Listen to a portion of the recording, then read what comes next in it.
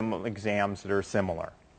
And so over the past 20 years, people have been doing a bunch of research on, okay, how well is that working? And I'm going to focus on two aspects of this.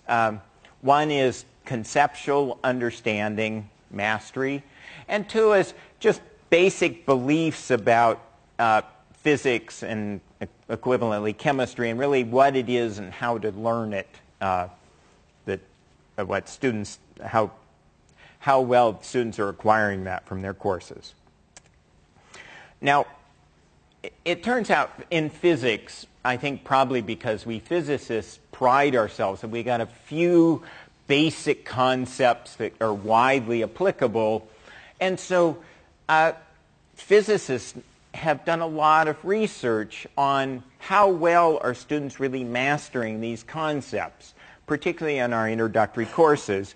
And in this process of studying this, they developed a number of assessment tools that are quite carefully and tested and validated and so on, that really are quite accurate at measuring the student mastery. And by the oldest and most widely used is something called the Force Concepts Inventory. Out of curiosity, how many people here have heard of the Force Concept Inventory?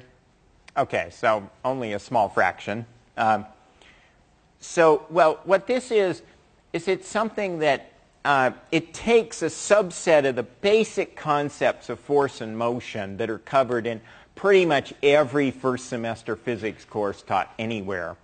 And it tests students' understanding of these normally by asking them to apply them to some simple real-world situation like car running into a truck, or in the question I display here, this is a hoop sitting on a tabletop and a ball's rolling around inside it, and what direction does it go when it flies out the end there?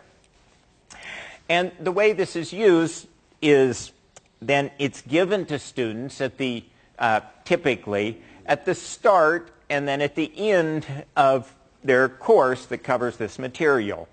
And one looks at, okay, what percentage of the questions do they get wrong, not know the answer to at the beginning, that they actually got right at the end? That tells you what percentage that they learned of what they didn't know.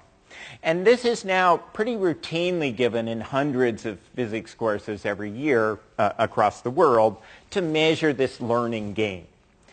Now, what's emerged from this is a really kind of remarkable result, which is, and I displayed it with this histogram,